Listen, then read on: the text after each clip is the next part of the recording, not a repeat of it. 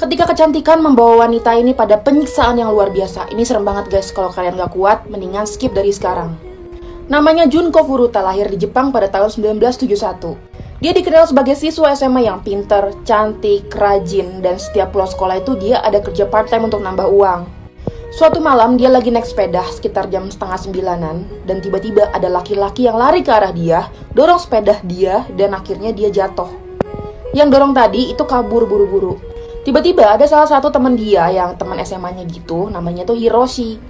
Hiroshi akhirnya membantu dia untuk berdiri dan menawarkan untuk pulang bareng. Sampai akhirnya mereka berdua ya pulang bareng. Tanpa disadari, Junko ini digiring ke sebuah gudang yang gelap dan sepi. Sesampainya di gudang, sifat dari si Hiroshi ini berubah 180 derajat. Dan kalian harus tahu apa yang dilakuin si Hiroshi ini sama si Junko. Lanjut part 2. Di sana Hiroshi mengancam Junko kalau misalkan Junko macam-macam, dia akan manggil Yakuza untuk bunuh dia.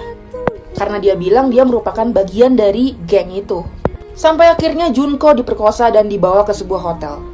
Di hotel, si Hiroshi ini manggil 3 temannya lagi. Namanya itu Minato, Jo, sama Yasushi. Dan akhirnya mereka semua membawa Junko ke rumahnya Hiroshi.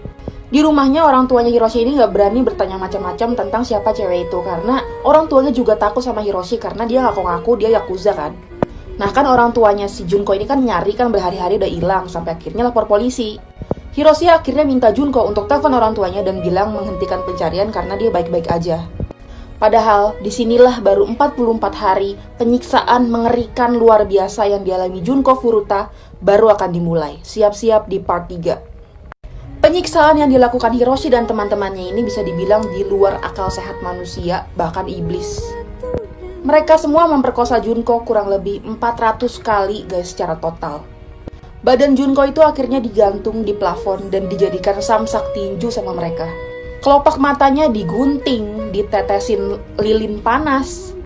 Badannya ditelentangin di lantai dan dijatoin barbel. Dia gak dikasih makan, disuruh minum urinnya sendiri.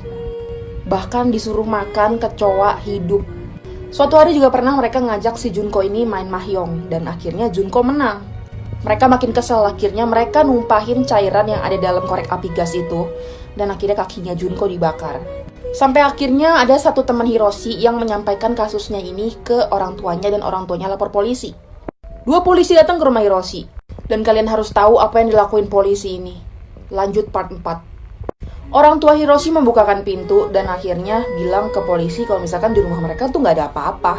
Dan 2 polisi itu percaya-percaya aja dan gak jadi digeledah deh. Dan akhirnya penyiksaan tetap berlanjut.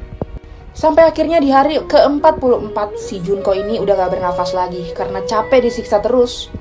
Akhirnya badan Junko ini dimasukkan ke sebuah tas, dimasukin ke sebuah gentong minyak gitu yang gede, terus disiram pakai semen basah. Dan akhirnya dibuang di satu tempat.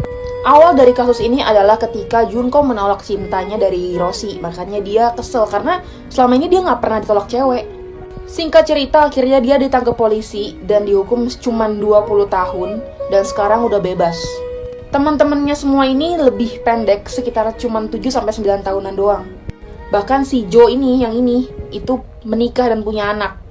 Ibunya Jo pernah datang ke kuburannya si Junko dan mengacak-ngacak kuburannya Junko.